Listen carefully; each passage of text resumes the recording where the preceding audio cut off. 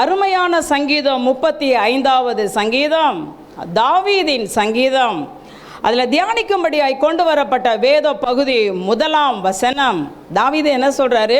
கர்த்தாவே, நீர் என் வழக்காளிகளோட வழக்காடி என்னோட யுத்தம் பண்ணுகிறவர்களோட யுத்தம் பண்ணும். என்ன சொல்றாரு?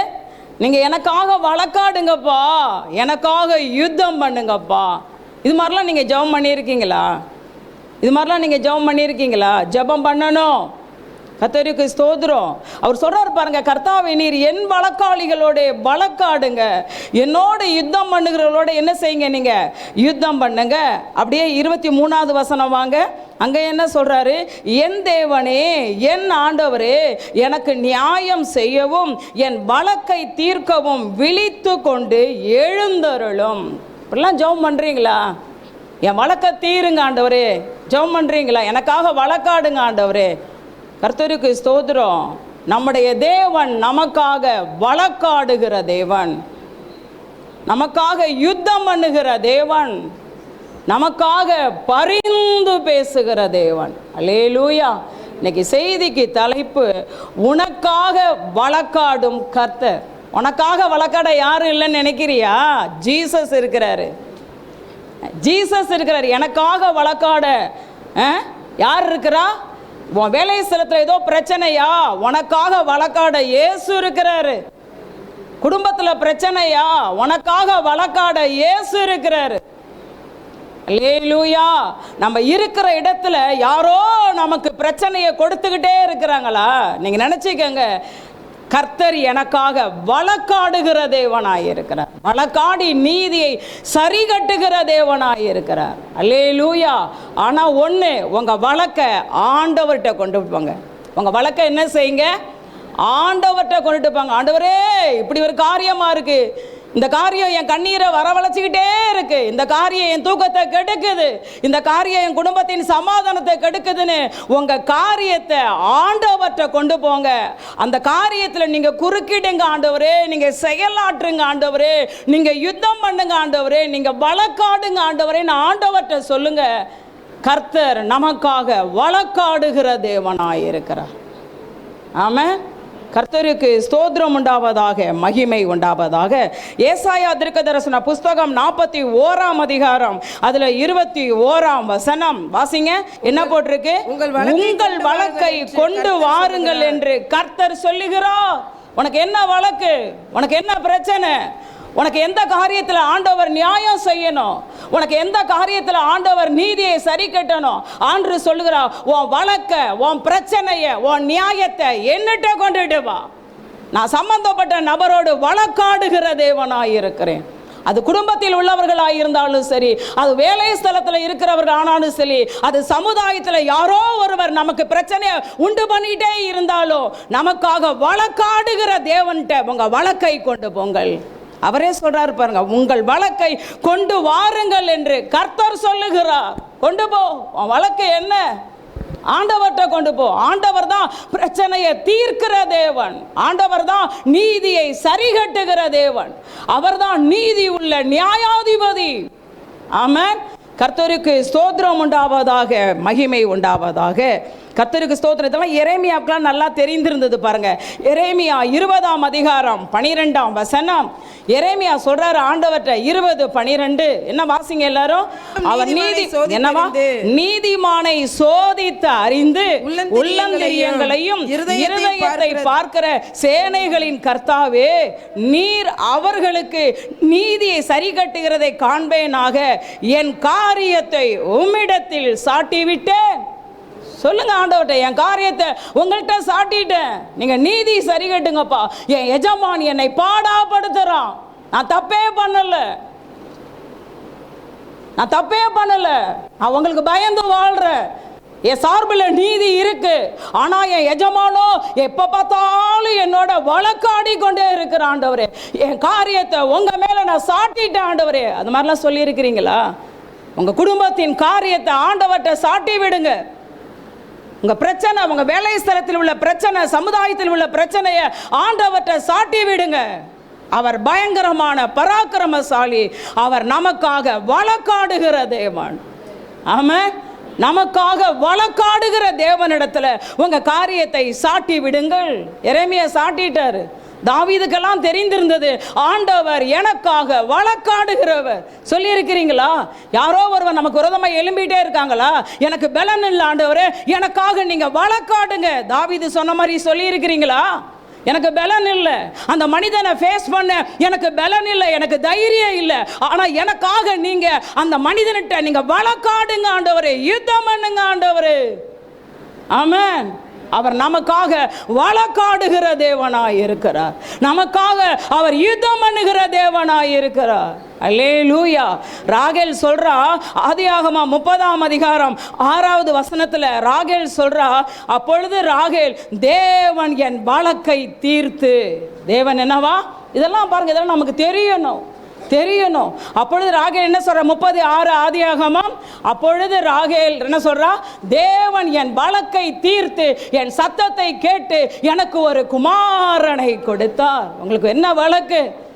வேலை இல்லை, குழந்தை இல்லை, திருமணம் ஆகல, வருமானம் இல்லை. சொல்றா பார்த்தீங்களா? நான் ஆண்டவர்கிட்ட கொண்டு போனேன், என் வழக்க நான் ஆண்டவர்கிட்ட கொண்டு போனேன். தேவன் என் வழக்கை தீர்த்து என் சத்தத்தை கேட்டு எனக்கு ஒரு குமாரனை கொடுத்தார். ஆமென். அப்ப ராகேலுடைய வழக்கை தீர்த்து அவளுடைய சத்தத்தை கேட்டு அவளுக்கு ஒரு குமாரனை ஆண்டவரால் கொடுக்க முடியும்னா அந்த தேவனை தானே நம்மளும் ஆராதிக்கிறோம். அப்ப உங்க வழக்கை அவர்கிட்ட கொண்டு போங்க. ராகேலின் வழக்கை தீர்த்தீரே, என் வழக்கை தீரும். என்னோட வாழ்நாள் முழுதும் போராட முடியல. வியாதியே நமக்கு வழக்காக இருக்கலாம், ஏதோ ஒரு பிரச்சனை நமக்கு பெரிய போராட்டமாக இருக்கலாம். இன்னைக்கு ஆண்டவர்கிட்ட போய் சாட்டி விடுங்க. என்னால் முடியல ஆண்டவரே, சாட்டி விடுங்க. நீங்க எனக்காக வழக்காடுங்க, சொல்லுங்க, எனக்காக யுத்தம் பண்ணுங்க. ராகேலுடைய வழக்கை தீர்த்தீரே, என் வழக்கை தீரும். ராகேலின் சத்தத்தை கேட்டீரே, என் சத்தத்தை கேளும். தாவீதுக்காக ஆண்டவர் வழக்காடினார், பார்க்க போறோம். அந்த தேவன் உங்களுக்காகவும் வழக்காடுகிற தேவன். உங்க குடும்பத்துக்காக வழக்காடுவாரு, உங்க பிள்ளைக்காக வழக்காடுவாரு, சபைக்காக வழக்காடுவாரு, ஊழியத்துக்காக வழக்காடுவாரு.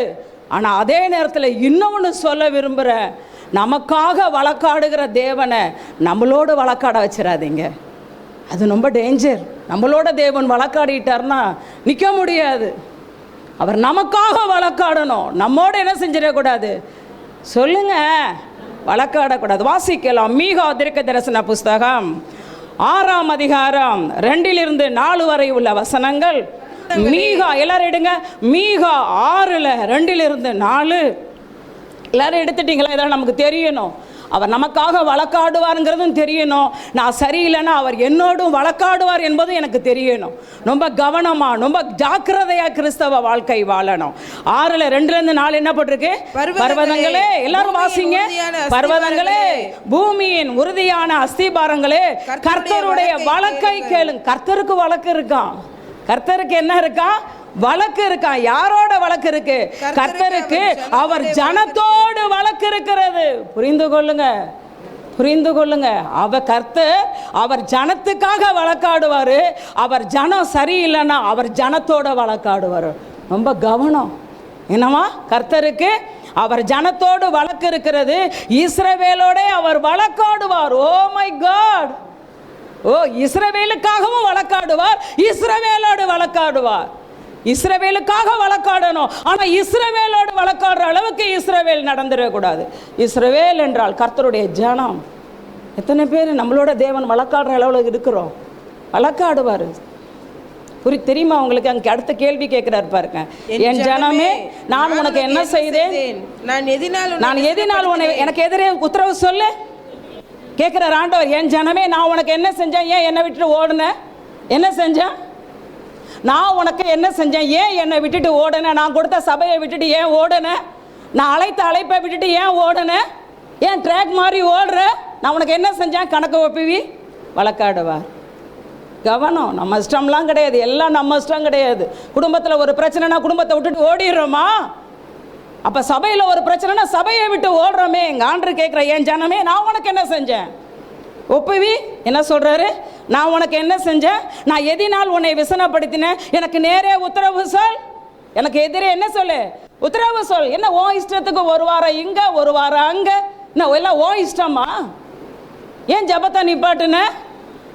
ஏன் சர்ச்சைக்கு வர்றதை நிப்பாட்டுன? எல்லாம் ஓ இஷ்டமா? ஒப்பி கணக்கு ஒப்பி வழக்காடுறார், நம்மளோட வழக்காடுவார். நான் உனக்கு என்ன செஞ்சேன்? நான் எதனால் உன்னை வேசனப்படுத்தினேன் சொல்லு.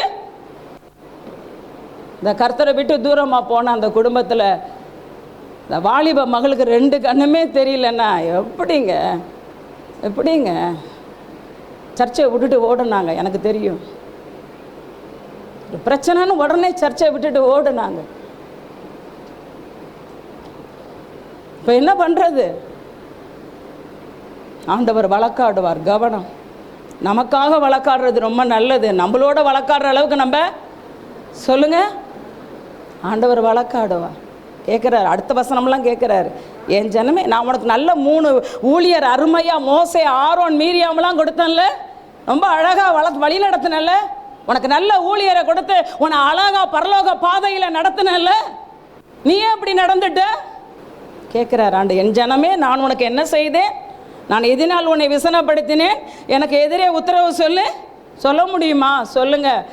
சாதாரண ஒரு லாயர்கிட்டயே பேசுறது கஷ்டம் சரிங்களா? ஒரு நீதிபதிக்கு முன்னாடி நிற்கிறதே கஷ்டம். அவர் நீதி உள்ள நியாயாதிபதி. அவர் ஒரு கேள்வி கேட்டார்னா பதில் சொல்ல முடியுமா? சொல்லுங்க. அவர் வழக்காடினார்னா நம்மளால பதில் சொல்ல முடியுமா? போலீஸ் கேட்குற கேள்விக்கே நம்மளால சில நேரத்தில் பதில் சொல்ல முடியாது. ஜீசஸ்லாம் வழக்காடினார்னா அந்த எல்லைக்கே நம்ம போகக்கூடாது. ஆண்டவர் நம்மளை பார்த்து, நான் உனக்கு என்ன செஞ்சேன்? எனக்கு எதிரே உத்தரவு சொல்லு. நான் எதனால் உன்னை விசனப்படுத்தினேன்? ஏன் என்னை வசனப்படுத்திக்கிட்டே இருக்கிற? எல்லாம் உன் இஷ்டமானு கேட்பார். எல்லாம் உன் இஷ்டம் தானா? அப்புறம் எதுக்கு நான் இருக்கேன்? இப்போ மனைவியை பார்த்து கணவன் கேட்பாங்களா, எல்லாம் உன் இஷ்டத்துக்கு செய்கிறேன், அப்புறம் எதுக்கு நான் இருக்கேன் கேட்பாங்களா கேட்க மாட்டாங்களா? சொல்லுங்கள். குடும்ப தலைவன் கேட்பார், அப்புறம் எதுக்கு தான் நான் இருக்கேன்? பிள்ளைங்க நம்ம இஷ்டத்துக்கு ஓடுனா என்ன கேட்போம்? அப்புறம் எதுக்கு தான் அப்பான்னு இருக்கிறேன், அம்மானு இருக்கிறேன்? உனக்கு ஃபீஸ் கட்டுறதுக்கு மட்டும்தானே? உனக்கு ட்ரெஸ் வாங்கி கொடுக்கறதுக்கு மட்டும்தானே? உனக்கு கல்யாணம் பண்ணி கொடுக்கறதுக்கு மட்டும்தானே கேட்குறோம்ல? அதே தான் ஜீசஸ் கேட்பார். நான் எதுக்கு இருக்கேன்? எல்லாம் ஓ இஷ்டம் தானா? புரிந்து கொள்ளுங்க. கர்த்தர் நமக்காக வழக்காடணும், நம்மோட வழக்காடிடக்கூடாது. ஆமாம். இன்னைக்கு நம்மோடு வழக்காடுறதை குறித்து நான் பேச வரல. கர்த்தர் நமக்காக வழக்காடுகிறவர். உங்கள் வழக்கு என்ன இருந்தாலும், உங்கள் பிரச்சனை என்னமோ எல்லாத்தையும் ஜீசஸ்கிட்ட சொல்லுங்கள். அவர் உங்களுக்காக வழக்காடுவார். வேதத்தில் அப்படி வழக்காடின 2 சம்பவத்தை வேதத்திலிருந்து கொண்டு வந்திருக்கிறேன். ஒன்று சபைக்காக வழக்காடினார், இன்னொன்று தாவீதுக்காக வழக்காடினார். வாசிக்கலாம். நியாயாதிபதிகள் புஸ்தகம் 11ஆம் அதிகாரம். எல்லாரும் எடுத்துக்கொள்ளுங்க. நியாயாதிபதிகள் 11ஆம் அதிகாரத்தில் நான் வசனங்களை சொல்கிறேன். எப்தான்னு ஒரு மனுஷன் இருந்தார். எப்தா பலத்த பராக்கிரமசாலி. எப்தா யாரு? பலத்த பராக்கிரமசாலி. பராக்கிரமசாலி மட்டும் இல்லை, அவர் யாரு? கொஞ்சம் அந்த பேரை சொல்லுங்க. எப்தா சொல்லுங்க. எப்தாவை தான் தியானிக்க போகிறோம். எப்தா பலத்த பராக்கிரமசாலி. ஆனால் குடும்ப பின்னணி ரொம்ப ஒஸ்ட்டு. அவங்க அம்மா பரஸ்திரி. அவங்க அம்மா யாரு? பரஸ்திரியாக இருந்தா. ஆனால் எப்தா பலத்த பராக்கிரமசாலி. அதனால் இஸ்ரவேல் சபைக்கு அவனை தலைவனாகவும் சேனாபதியாகவும் கர்த்தர் நியமித்தார். எப்தாவை என்ன செஞ்சார் ஆண்டவர்? சபைக்கு தலைவனாகவும், இதெல்லாம் தெரிஞ்சிருக்கணும், அதனால தான் சொல்கிறேன், தலைவனாகவும் சேனாபதியாகவும் தேவன் செலக்ட் பண்ணார். இவர் இருந்த நாட்களில் இஸ்ரவேல் சபைக்கு விரோதமாக, இஸ்ரவேல் சபைன்னு சொல்கிறது இஸ்ரவேல் ஜனங்கள், அந்த ஜனங்களுக்கு விரோதமாக அம்மோன் ராஜா யுத்தத்துக்கு வந்தான். சொல்லுங்க. இவன் வாழ்ந்த நாட்களில் இஸ்ரவேல் சபைக்கு விரோதமாக யார் வந்தா? அம்மோன் ராஜா யுத்தத்திற்கு வந்தான். இது நமக்கு 4வது வசனத்தில் இருக்கு. சில நாளைக்கு பின்பு 11:4 நியாயாதிபதிகள், சில நாளைக்கு பின்பு அம்மோன் புத்திரர் இஸ்ரவேலின் மேல் யுத்தம் பண்ணினார்கள். இப்போ பலத்த பராக்கிரமசாலியாகிய எப்தா தலைவனாகவும் சேனாபதியாக இருக்கிறான். இப்போ இவன் காதுக்கு செய்தி வருது. உடனே அவன் என்ன செஞ்சான் தெரியுங்களா? நம்ம காதுக்கு ஒரு செய்தி வருதா நம்ம குடும்பத்தை குறித்து, நம்ம பிள்ளையை குறித்து நம்ம காதுக்கு ஒரு செய்தி வருதா? நம்ம குடும்பத்தில் உள்ளவர்களை குறித்து காதுக்கு ஒரு செய்தி வருதா? நம்ம போகிற சபையை குறித்து ஒரு செய்தி, நம்ம ஊழியக்காரர்களை குறித்து ஒரு செய்தி வந்தால் நம்ம என்ன செய்யணும் தெரியுமா? எப்தா என்ன செஞ்சார் தெரியுங்களா? 11:11 அப்பொழுது எப்தா, வாசிங்க. அப்பொழுது எப்தா கீலேயாத்தின் மூப்பரோட கூட போனான். எல்லாரும் வாசிங்க. ஜனங்கள் அவனை தங்கள் மேல் தலைவனாகவும் சேனாபதியாகவும் வைத்தார்கள். எப்தா, வாசிங்க, இதை எல்லாரும் வாசிங்க. எப்தா தன் காரியங்களை எல்லாம் மிஸ்பாவிலே கர்த்தருடைய சந்நிதியிலே சொன்னான். மிஸ்பா என்பது ஒரு இடம். அவன் என்ன செஞ்சானா, தான் கேள்விப்பட்ட செய்தியை கர்த்தருடைய சந்நிதியில் சொன்னான். இந்த பழக்கம் இருக்கணுங்க நமக்கு. ஏதோ கேள்விப்படுறீங்களா பிள்ளைய குறித்து, குடும்பத்தை குறித்து ஒரு செய்தி கேள்விப்படுறீங்களா, உடனே ஃபோன் எடுத்து எக்கா இப்படி, அண்ணே இப்படி, பாஸ்டர் இப்படி, அதெல்லாம் சொல்கிறதுக்கு முன்னாடி ஃபஸ்ட்டு நீங்கள் என்ன செய்யுங்க, உங்கள் ஜெப அறைக்கு போய் நீங்கள் ஜெபம் பண்ணுற இடத்துல முழங்கால் படியிட்டு நீங்கள் கேள்விப்பட்ட அந்த செய்தியை பரலோகத்தின் தேவனுக்கு சொல்லுங்கள். என்ன சொன்னார் எப்தா? என்ன செஞ்சாரு? அதை போய் கர்த்தருடைய சந்நிதியில் சொன்னான். ஆண்டவர்கிட்ட சொல்லிட்டான், உங்க காரியம் என்ன, உங்களை துக்கப்படுத்துகிற காரியம் என்ன, உங்களை வேதனைப்படுத்துகிற காரியம் என்ன, உங்களை சஞ்சலப்படுத்துகிற காரியம் என்ன, உங்களை கசக்கி பிழிகிற காரியம் என்ன, இரவும் பகலும் தூங்க விடாம சாப்பிட விடாம உங்க வாழ்க்கையை மனமடிவாக்குகிற காரியம் என்ன? யார்கிட்ட போய் சொல்லணும்? ஃபர்ஸ்ட் சொல்லுங்க, கர்த்தருடைய சந்நிதியில் சொல்லுங்க. கர்த்தருடைய சந்நிதியில் சொன்னான். சொல்லிட்டு அடுத்தவன் என்ன செஞ்சான்? 12ஆம் வசனம். பின்பு எப்தா அம்மோன் புத்திரரின் ராஜாவின் இடத்திற்கு ஸ்தானாபதிகளை அனுப்பி, நீ என் தேசத்தில் எனக்கு விரோதமாக யுத்தம் பண்ணுகிறதற்கு எனக்கும் உனக்கும் என்ன வழக்கு இருக்கிறது என்று கேட்க சொன்னான். உடனே ஆள் அனுப்புகிறான், அம்மோன் ராஜாக்கு ஆள் அனுப்புகிறான். நீ என் ஜனத்தோட யுத்தம் பண்ணுவதற்கு உனக்கும் எனக்கு என்னப்பா வழக்கு? ஏன்பா யுத்தத்துக்கு வர? காரணம் என்ன? என்ன வழக்கு? என்ன வழக்கு அப்படின்னு கேட்டு விடுறான். உடனே அவன் சொல்றான் பாருங்க, 13ஆம் வசனம். அம்மோன் புத்திரரின் ராஜா, எல்லாரும் வாசிங்க. எப்தாவின் ஸ்தானாபதிகளை நோக்கி, இஸ்ரவேலர் எகிப்திலிருந்து வருகிற போது அர்னோன் துவக்கி யாப்போக்கு மட்டும் யோர்தான் மட்டும் இருக்கிற என் தேசத்தை கட்டி கொண்டார்களே, இப்பொழுது அதை எனக்கு சமாதானமாய் திரும்ப தர வேண்டும் என்று சொல்லுங்கள். ஏங்க, இஸ்ரவேல் ஜனங்கள் மோசே நாட்களில் எகிப்திலிருந்து வந்தாங்க. இப்போ மோசே நாளிலிருந்து எப்தா நாள் வர 300 வருஷம். இதெல்லாம் எங்கே சிஸ்டர் இருக்கு? காட்டித்தரேன். மோசே நாட்களிலிருந்து எப்தா வரைக்கும் எத்தனை வருஷம்?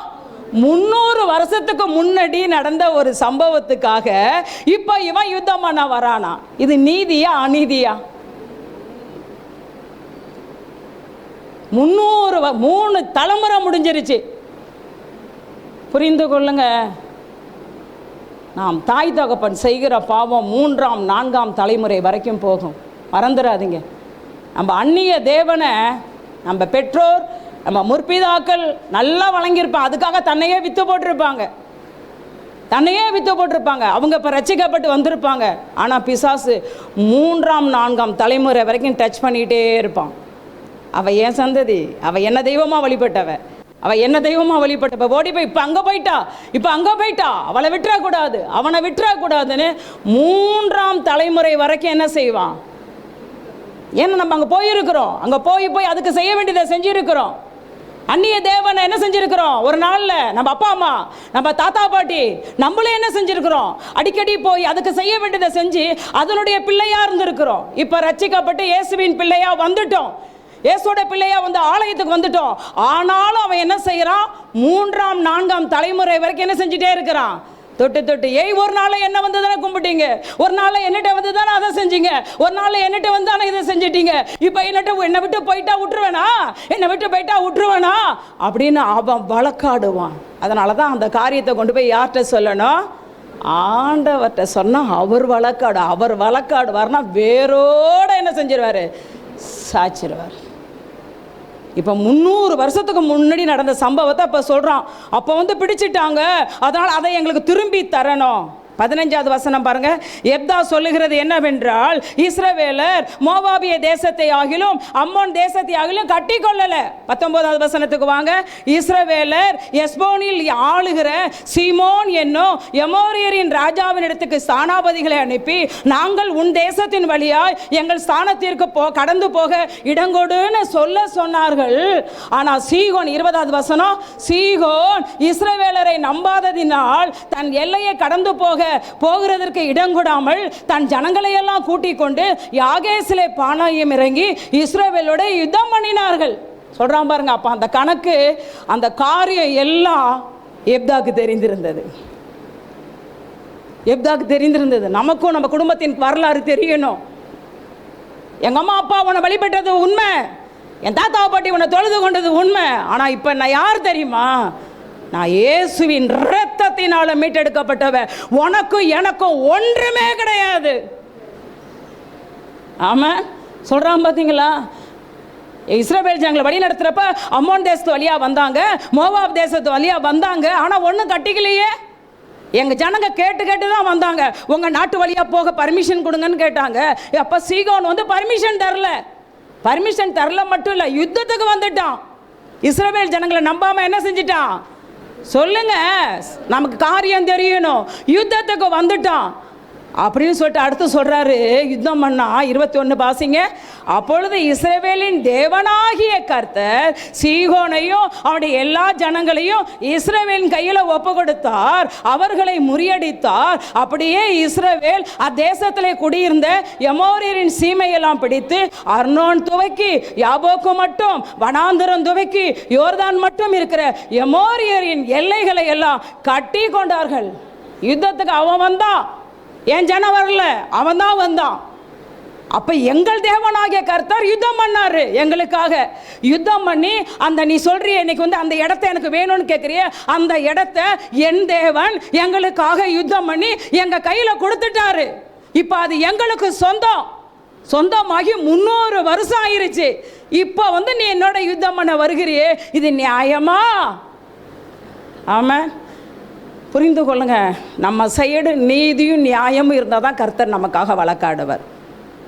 அதையும் புரிந்து கொள்ளணும். என் குடும்பத்தின் பக்கம், என் பக்கம், சபையின் பக்கம், ஊழியத்தின் பக்கம் நீதியும் நியாயமும் இருந்தால் தான் கர்த்தர் என்ன செய்வார்? என்னட்ட அநீதி அநியாயம் இருந்தால் கர்த்தர் எனக்காக என்ன செய்ய மாட்டார்?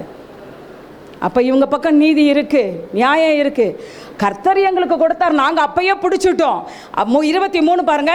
இப்படி இஸ்ரவேலின் தேவனாகிய கர்த்தர் எமோரியரை தம்முடைய ஜனமாகிய இஸ்ரவேலுக்கு முன்பாக துரத்தியிருக்க நீர் அந்த தேசத்தை கட்டிக்கொள்ள தகுமோ? எப்படியா? நான் கிரயம் கொடுத்து வாங்கி இருக்கிறேன், அதை எப்படி இப்போ வந்து நீ கேட்ட நாங்கள் தந்துருவோமா அப்படின்னு கேட்குறான். கேட்டுட்டு 26 பாருங்க, வாசிங்க எல்லாரும்.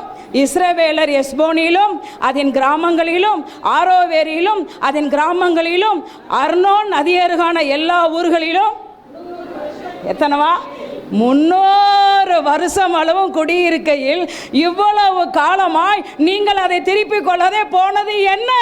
300 வருஷம் ஆயிருச்சு.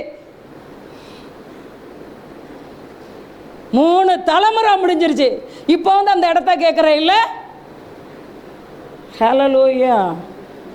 இப்பயும் சிலர்கிட்ட பிசாசு போராடும் போது அந்த பிசாசு சொல்லுது, ஏய் இவளை துரத்தாத, இவன் ஏன் புள்ள. இப்பயும் சொல்லுது. இந்த வருடத்தில் 6 மாசத்துக்குள்ள சிலருக்கு பாஸ்டர் விரட்டும் பொழுது நம்ம சபைக்குள்ள இருக்கிறவங்கள்ட்ட இருந்து பிசாசு பேசுது, ஏய் இவன் ஏன் புள்ள, ஏன் புள்ள அப்படி அடிக்குது. ஏய் பிசாசை இப்படி அடிச்சா உயிரை கொடுத்தவர் மேலே நிற்கிறார்ல பிசாசு. ஏன்? அதனால தான் பேரே நான் அதை வச்சேங்குது. நான் பேரே அதான் வச்சிருக்கிறேன். அதனால தான் சில நேரத்தில் நேம் மாற்றுங்க எல்லாம் சொல்கிறோம்ல, உடனே விமர்சனம். பேரை மாற்றணுமா? எங்கே அவர் பேரை எங்கே மாற்றினாங்க? போங்கடா போங்க.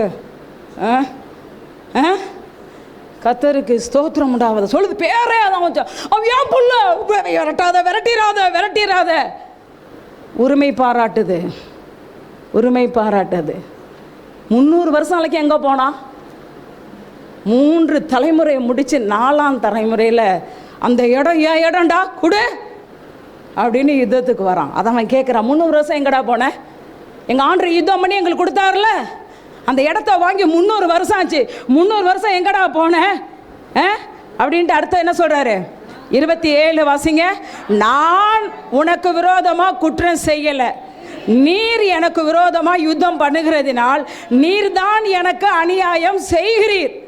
நியாயாதிபதியாகிய கர்த்தர் இன்று இஸ்ரவேல் புத்திரருக்கும் அம்மோன் புத்திரருக்கும் நடு நின்று நியாயம் தீர்க்க கடவர் என்று சொல்லி அனுப்பணும். ஃபுல் டீட்டெயில் தராங்க, ஃபுல் டீட்டெயில் தரலாம். இதான் நடந்தது. எங்கள் பக்கம் அநியாயம் கிடையாது, உன் பக்கம்தான் அநியாயம் இருக்குது, அதனால் தயவு செய்து யுத்தத்துக்கு வராத, விற்று அப்படின்னு சொல்லி அனுப்புகிறான். என்ன செய்யணும்? அம்மன் புத்திரர் என்ன செய்யணும்? நம்ம பக்கம்தான் அநியாயம் இருக்குன்னு என்ன செஞ்சுருக்கணும்? சொல்லுங்கள். ஒதுங்கி இருக்கணும், கேஸை வாபஸ் பண்ணியிருக்கணும் இல்லையா? அவன் சொல்கிறது கரெக்ட். 300 வருஷம் ஆச்சு, 3 தலைமுறை முடிஞ்சிருச்சு, இப்போ போய் நம்ம வழக்காடுறோமே அப்படின்னு அவன் கொஞ்சம் நம்ம பக்கம்தான் அநீதி இருக்குது, அவங்க பக்கம் நீதி இருக்குதுன்னு ஒதுங்கி இருந்தானா பிரச்சனை பெருசாக இருக்காது. இன்றைக்கி நமக்கும் தெரியுதில்ல, அவங்க பக்கம்தான் நீதி இருக்குது, நம்ம பக்கம் நீதி இல்லைன்னு நமக்கும் தெரியுதில்ல. நம்ம செய்கிறது சரியில்லைன்னு சில நேரம் நமக்கு தெரியுதா தெரியலையா? சொல்லுங்கள். நம்ம தேவனுடைய பிள்ளை, நம்மளை பரிசுத்த ஆவியானவர் ஆளுகை செய்கிறார். நம்ம சரியில்லை, தப்பு நம்ம மேலே தான் இருக்குன்னு நமக்கு சில நேரம் தெரியுதா தெரியலையா? அதை மட்டும் சொல்லுங்கள். சில நேரம் தெரியுதுல்ல, நம்ம பக்கம் நம்ம தான் தப்பு பண்ணியிருக்கோம், அவங்க பக்கம் தப்பு இல்லை அப்படின்னு தெரிஞ்சால் நம்ம கேஸை என்ன செஞ்சிடணும்? வாபஸ். இந்த ஈகோ பிரச்சனைன்னு சொல்கிறாங்கல்ல, இந்த வரட்டு கௌரவங்கிறாங்கல்ல, அந்த கதையில் போய் எதில் முடிகிறது? எதில் வரட்டு கௌரவத்தில் போய் கர்த்தர் யுத்தம் பண்ணார்னா ஈகோவில் போய் அவன் சொல்கிறான்ல, எங்கள் சைடு தான் நீதி இருக்குது, ஓ சைடு தான் அநியாயம் இருக்குது, தயவுசெய்து கேஸை வாபஸ் பண்ணுங்கிறான். 28 வாசிங்க. ஆனாலும் அம்மோன் புத்திரரின் ராஜா தனக்கு எப்தா சொல்லி அனுப்பின வார்த்தைக்கு நடந்தது என்னன்னா, நம்ம தேவன் நமக்காக வழக்காடுகிற தேவன். 29 வழக்காடிட்டார். 29 அப்பொழுது கர்த்தருடைய ஆவி அப்படியே எப்தா மேலே இறங்குது. தேவனுடைய ஆவியானவர் இறங்குறாரு. இறங்கின உடனே அவன் கீலேயாத்தையும் மனாசா நாட்டையும் கடந்து போய் கீலேயாத்தில் இருக்கிற மிஸ்பாவுக்கு வந்து அங்கே இருந்து அம்மோன் புத்திரருக்கு விரோதமாய் போனான். 32 எப்தா அம்மோன் புத்திரரின் மேல் யுத்தம் பண்ண அவர்களுக்கு விரோதமாய் புறப்பட்டு போனான். கர்த்தர் அவர்களை 33வது வசனத்தின் பின்பகுதி, இப்படியே அம்மோன் புத்திரர் இஸ்ரவேலுக்கு முன்பாக கர்த்தர் யுத்தம் பண்ணாரு, அம்மோனியரை வேறு அறுத்தாரு. இஸ்ரவேல் சபைக்கு தேவன் நீதியை சரி கட்டுகிற ஜெயத்தை கொடுத்து நான் உனக்காய் வழக்காடுகிறதே. ஒன்றும் கவலைப்படாதீங்க, எனக்கு யாரும் இல்லைன்னு நினச்சிடாதீங்க. என் சார்பில் யாரும் இல்லை, எனக்காக பேச யாரும் இல்லை, எனக்கு நீதி செய்ய யாரும் இல்லை. நான் செய்கிறது நீதின்னு என் குடும்பத்தில் உள்ளவர்களுக்கே தெரியும், ஆனால் புரிஞ்சிக்கவே மாட்டேங்கிறாங்க, இப்படி நடந்துக்கிறாங்களேன்னு. நீங்கள் அந்தரங்கத்தில் கண்ணீர் வடிக்கலாம், உங்கள் காரியத்தை ஆண்டவர்கிட்ட சாட்டுங்க, உங்கள் காரியத்தை ஆண்டவர்கிட்ட சொல்லுங்க. அவர் நமக்காய் வழக்காடுகிற தேவன், நமக்காய் நீதியை சரிகட்டுகிற தேவன். வழக்காடி நீதி சரிகட்டி நமக்கு ஜெயத்தை கட்டளையிட்டு அவர் நாமத்தை மகிமைப்படுத்துவார். கண்களை மூடுவோம். கர்த்தர் நமக்காக வழக்காடுகிற தேவன். உங்கள் வழக்கு என்ன ஆண்டவர்கிட்ட சொல்லுங்கள். எனக்காக பரிந்து பேச யாரும் இல்லை ஆண்டவர், கொஞ்சம் சொல்லுங்கள். எனக்காக ஆண்டவரே, எனக்காக யாரும் இல்லை ஆண்டவர், என்னை புரிஞ்சிக்கல சரியா, என் குடும்பத்தில் உள்ளவர்கள் புரிந்து கொள்ளலை ஆண்டவர், என் வேலை ஸ்தலத்தில் என் எஜமான் என்னை புரிஞ்சு கொள்ளாமல் என் மேலே கேஸ் போடுறாங்க ஆண்டவர், எனக்காக யாரும் இல்லை, என் சைடு நீதி இருக்கு, நியாயம் இருக்குன்னு எனக்காக பரிந்து பேச, எனக்காக யுத்தம் பண்ண, எனக்காக வழக்காட யாரும் இல்லைன்னு உங்கள் காரியத்தை எரேமியாவை போல எப்தாவை போல ஆண்டவர் மேல் சாட்டி விடுங்கள். நீங்களுக்காக யுத்தம் பண்ணுன்னு சொல்லுங்கள், எனக்காக வழக்காடுங்கப்பா. தாவீது சொன்னது போல சொல்லுங்க, நீங்கள் எனக்காக வழக்காடுங்க, எனக்காக ஆண்டவரே அடிக்கடி சபைக்கு விரோதமா சத்துரு வந்துகிட்டே இருக்கான். வழக்காடுங்க ஆண்டவரே. அப்பா ஆராதனைக்கு விரோதமாக, ஜபங்களுக்கு விரோதமாக, ஊழியத்துக்கு விரோதமாக, சுகபலன் ஆரோக்கியத்துக்கு விரோதமாக, எழுப்புதலுக்கு விரோதமாக, சபை வளர்ச்சிக்கு விரோதமாக பிசாசு ரொம்ப வழக்காடுற ஆண்டவரே. இன்று நீர் எங்கள் சத்துருக்களோடு வழக்காடுவீராக, யுத்தம் பண்ணுவீராக.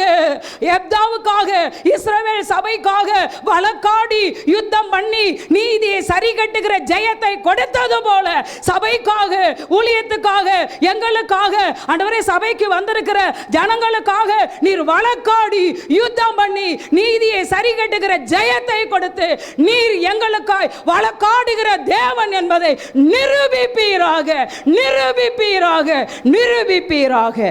இயேசுவின் நாமத்தில் பிதாவே, ஆமென், ஆமென். God bless you. God bless you. இந்த நிகழ்ச்சி உங்களுக்கு ஆசீர்வாதமாக இருந்திருக்கும் என நம்புகிறோம். இந்த நிகழ்ச்சி மூலம் நீங்கள் பெற்றுக்கொண்ட நன்மைகள் மற்றும் உங்கள் கருத்துக்களை எங்களுக்கு தெரியப்படுத்த வேண்டிய முகவரி: அக்கினி கிறிஸ்தவ தேவ சபை, எண் 21, சக்தி நகர், ஏசுவடியான் அவென்யூ, தாலுகா ஆபீஸ் அருகில், திருவானைக்கோவில், திருச்சி 620005, தமிழ்நாடு, இந்தியா. ஜெபம் மற்றும் ஆலோசனைக்கு தொடர்பு கொள்ள வேண்டிய தொலைபேசி எண்கள் 9788546568 மற்றும் 9842605910. மின்னஞ்சல் முகவரி fcmprayertower@gmail.com. எங்களது இணையதளம் www.firechristianministries.org.